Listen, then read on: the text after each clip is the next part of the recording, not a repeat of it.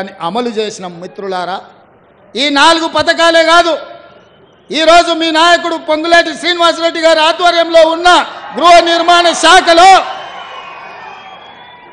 పేదవాళ్ళని ఆదుకోవడానికి ఆనాడు కేసీఆర్ అన్నాడు, ఇందిరమ్మ ఇల్లు వద్దు, అవి డబ్బా ఇల్లు, డబుల్ బెడ్రూమ్ ఇల్లే ముద్దు, ప్రతి పేదవాడికి డబుల్ బెడ్రూమ్ ఇల్లు ఇస్తాం, కొడుకు కోడలు ఉంటే ఆడవంటారు, పండుగ పూట బిడ్డ అల్లుడు వస్తే యాడ ఉంటారు, గొర్రె పిల్లను మేక పిల్లను ఉంటే యాడ కట్టేస్తారని యాస భాషలతో ప్రజలకు మాట ఇచ్చిండు.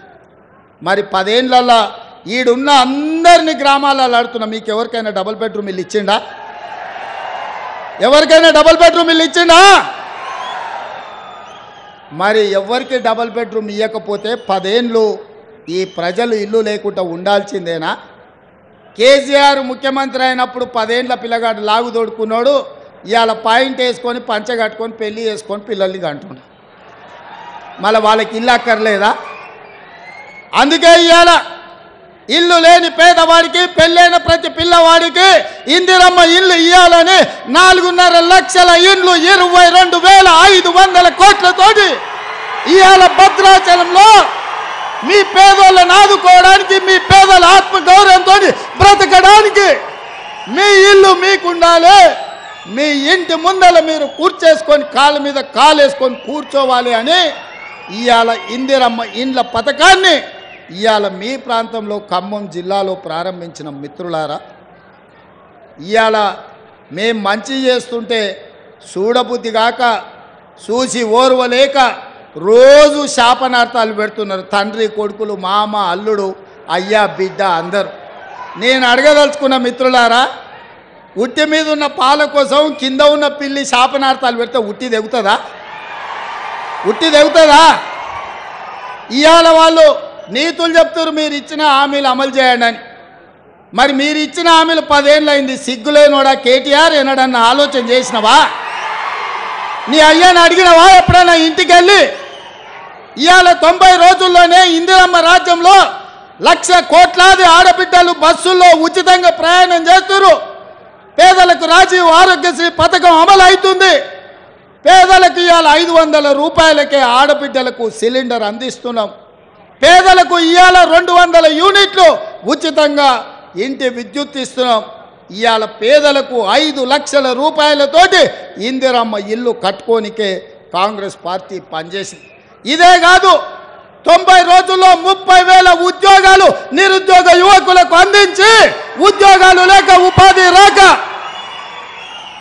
దిల్సుఖ్ నగర్లను, అశోక్ నగర్లను, అమీర్పేట్లను, కుక్కట్పల్లిలను వివిధ చౌరస్తాలలో తల్లిదండ్రులకు ఊరుకొచ్చి ముఖం చూపించుకోలేక రూపాయి కూడబెట్టి ఉపాధి హామీ కూలీ పైసలు పెట్టి తల్లిదండ్రులు పిల్లల్ని పట్నం పంపి చదివిస్తే కొలువులు రాక, పరీక్షలు పెట్టక, పెట్టిన పరీక్షల ప్రశ్నపత్రాలు జిరాక్స్ సెంటర్లలో పల్లి బఠానీలలో అమ్ముతుంటే ఆ దుఃఖంతో పిల్లలు ఆత్మహత్యలు చేసుకుంటే ఈ గాడిద కొడుకులు ఒక్క రోజైనా చచ్చిపోయిన వాళ్ళని పలకరించిందా అని నేను అడుగుతున్నా. సిగ్గు కాకుండా హరీష్ రావు మాట్లాడుతుండు. నేను మొన్న కూడా ఇవాళ కూడా చెప్తున్నా, దూలం లెక్క పెరిగింది కానీ దూడకున్న బుద్ధి కూడా లేదయా. ఇక అలా బామాడుతున్నాడు, ఇక ఆయన చాలా మాట్లాడుతుండు. ఆ పేడమూతి బోడలింగానికి నేను చెప్పదలుచుకున్నా, అరే సన్నాసి, మీ ఇద్దరిని బిల్లారంగా అన్నాం. బీఆర్ఎస్ అంటేనే బిల్లారంగా సమితిరా, దొంగలరా, తోడు దొంగలరా మీరంతా. ఈ రాష్ట్రాన్ని దేశాన్ని కొల్లగొట్టిన దొంగలరా. మీ అయ్యొక్క చార్లెస్ శోభారాజురా ఈ రాష్ట్రాన్ని దేశాన్ని అంతర్జాతీయ స్థాయిలో పరువు తీసి కాళేశ్వరాన్ని కూలగొట్టి మేడిగడ్డ మేడిపండై అన్నారం ఇవాళ పగిలిపోయి సుందిళ్ళ సంకనాకడానికి పోయిందిరా మీ పాపాల పణ్యమే. ఇట్లాంటి పాపాలు చేసి ఇక్కడ రాజీవ్ సాగర్, ఇందిరాసాగర్ ప్రాజెక్టులు మనం కడితే సీతారామ ప్రాజెక్టు, భక్తరామదాసు ప్రాజెక్టు అని పేర్లు మార్చి 1000 కోట్లు కొల్లగొట్టి ఖమ్మం జిల్లాకి ఇవాళ తాగడానికి నీళ్లు లేని పరిస్థితులు కల్పించిన దరిద్రులారా, మీరు వచ్చి మా గురించి మాట్లాడే. ఇక మీ జిల్లాల వాళ్ళకు చపరాశి ఉన్నాడు, ఒంటికన్ను శివరాసన్. ఒంటికన్ను శివరాసన్ ఎవరో తెలుసు కదా మీ జిల్లాలో. మరి ఇప్పుడు ఆయన ఏడున్నాడు, అంతకుముందు నీలిగిండు. మన వాళ్ళ మీద కేసులు పెట్టిండు. ఇవాళ అందుకే మిత్రులారా మీరు ఆలోచన చేయండి. బీఆర్ఎస్ బీజేపీ కుమ్ముక్కైంది. ఇవాళ వాళ్ళిద్దరు ఒక్కటై కాంగ్రెస్ను ఓడించాలని కుట్రలు చేస్తారు. బీజేపీలు 9 సీట్లు ప్రకటించారు. బీఆర్ఎస్ వాళ్ళు ఆ సీట్లలో అభ్యర్థులను ఎవరిని ప్రకటిస్తలేరు. ఎందుకంటే వాళ్ళు పోయి ప్రచారం చేసుకోవాలి. బీఆర్ఎస్ వాడు కూడా 4 సీట్లు ప్రకటించాడు. ఆడ కూడా బీజేపీ వాడు టికెట్లు ప్రకటిస్తలేడు. వీళ్ళ అవగాహన ఎట్లుందో చూడండి. ఎందుకే నామనాగేశ్వరరావుకి టికెట్ ఇవ్వవా? ఖమ్మం జిల్లాలో ఎందుకో ప్రకటించలేదు? ఎందుకు ప్రకటించలే? నీ పార్టీ దిక్కు లేదా? ఈ పక్కలే మహబూబాబాదుల మాలోతు కవిత గారు మీ సిట్టింగ్ ఎంపీ కదా, ఆమె టికెట్ ఇవ్వవా? ఆమెనెందుకు ప్రకటించలే?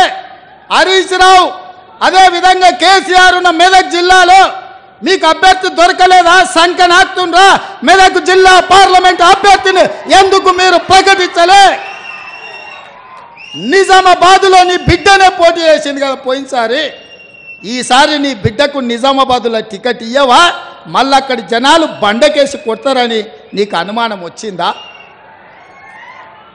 ఆలుగడ్డ శ్రీనివాస్ యాదవ్ మొన్నటి వరకు నీకు మంత్రే ఉండే కదా.